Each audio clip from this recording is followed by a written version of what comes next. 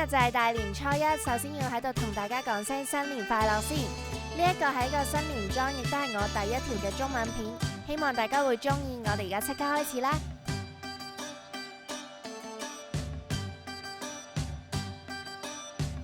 因為我皮膚真係好乾嘅關係呢，我首先就會上一個保濕嘅 primer 打底嘅。咁都係揀翻自己中意嘅粉底啦，我就偏好比較光澤感重嘅粉底嘅。呢一個係 MAC 嘅粉底，我自己覺得佢嘅 finish 都幾靚，同埋喺我身上其實都 last 得幾耐嘅。新年大家要周圍去拜年嘅時候呢，最好就揀翻一個 last 得比較耐嘅粉底，揀翻你自己啱用嘅就可以噶啦。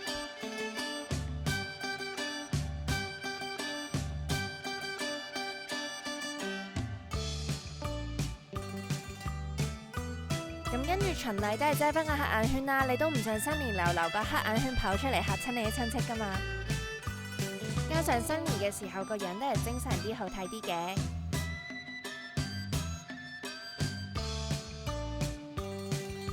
新年想要氣色好啲又點笑得紅色呢？咁我就會用一個鮮紅色嘅胭脂膏喺上碎粉之前打咗個底先。其實用咗胭脂膏打底之後，再上翻自己嘅胭脂呢，其實個顏色會 last 得耐啲，同埋你全日嘅氣色都會好啲噶。咁就視乎翻自己中意啦。我平時落胭脂都比較重手啲嘅。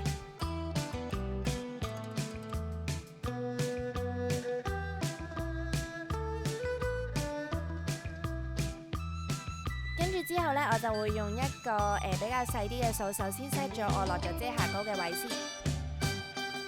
之後就用一個大嘅碎粉掃，同埋你最中意嘅碎粉定翻全面嘅妝就可以噶啦。天氣比較乾嘅關係啦，如果係中性到乾性皮膚嘅朋友呢，就唔需要上太多碎粉嘅。因為我畫眉實在係唔叻，所以嗰個位呢我就冇拍到嘅。咁而家就打翻啲陰影啦。咁陰影呢個部分，如果你冇呢個習慣，其實唔需要做嘅。咁不過我就覺得加咗輪廓深啲，就個妝會好睇啲咯。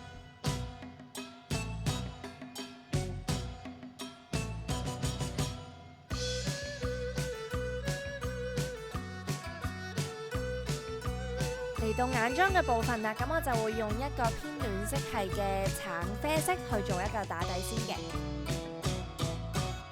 咁我都係成個眼皮搽晒啦，亦都會着重翻喺眼窩部分，同埋會打埋落下眼線部分嘅。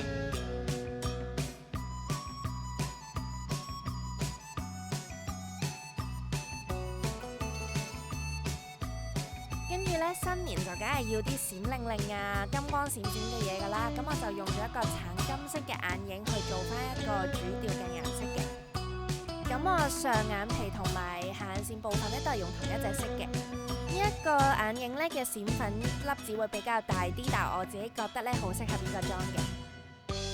跟住呢，之後我哋就會用一隻再深色少少嘅橙啡色啦，喺眼尾嘅部分呢做翻一個輪廓嘅。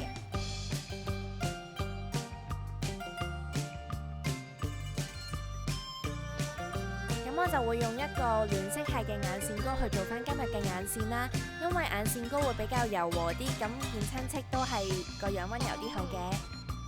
同埋我今日嘅眼線呢會畫得比較上揚少少，咁我落去個樣就會精神啲、精靈啲啦。因為我一陣就揀咗一支紅色嘅唇膏啦，所以我就唔想個眼妝太紅，但係冇咗紅色呢，新年妝有啲爭咁啲嘅感喎，所以我就用一個比較偏紅嘅咖啡色去擺下眼線個位。都話一定要金光閃閃先至新年噶嘛，咁我就用一個比較淺嘅金色呢，就做翻個眼頭嘅打亮。咁跟住呢，我就會用一個橙金色嘅閃粉啦，佢嘅粒子再大啲，咁望出嚟呢個效果會再明顯啲。咁我就係擺翻喺同一個位做翻個打亮嘅。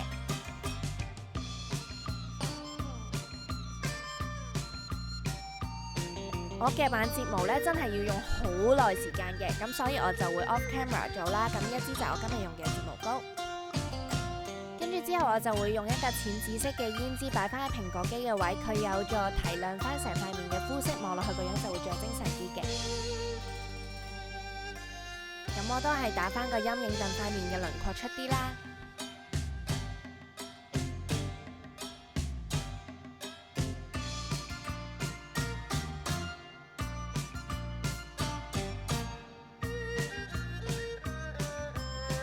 後呢，我就用到一個非常之淺嘅金色 highlighter 去做翻一個鼻梁嘅 highlight 嘅。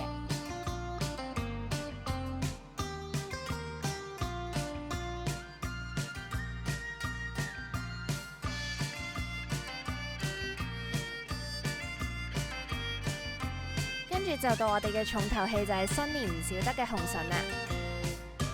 我今日揀嘅呢隻紅色呢，其實有少少偏咗粉紅色嘅。咁我就係將個唇膏搽喺中間，然後用一個掃 blend 開佢，咁望出嚟嘅效果就會自然啲啦。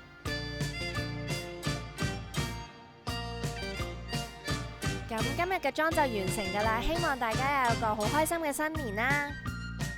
如果大家中意呢條片嘅，就記得 like 呢一個 video啦，同埋記得 subscribe 我嘅 channel。我哋下次再見啦，拜拜！